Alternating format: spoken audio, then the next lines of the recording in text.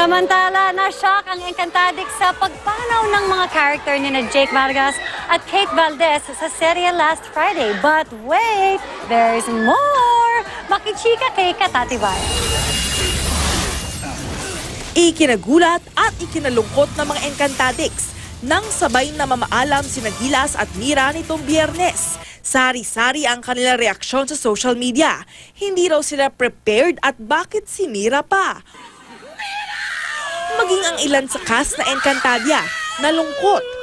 Ngayong gabi, asahan pa raw ang isa pang malaking twist sa Encantadia. Ayon kay Ruru Madrid, maghanda-handa na raw maiyak, manghinayang at malungkot. Nag-post si Direk Mark na parang 2 down kasi namatay si Mira at si Gilas. So 2 down tapos 2 out of blank. So ibig sabihin marami pa. Sobrang emotional ng scene. Nahimatay ako. Nanghina yung tuhod ko sa scene na parang bumagsak ako. Dahil sa sobrang bigat ng eksena. Diwata raw o sangre, walang kasiguraduhang maliligtas laban kina Avria.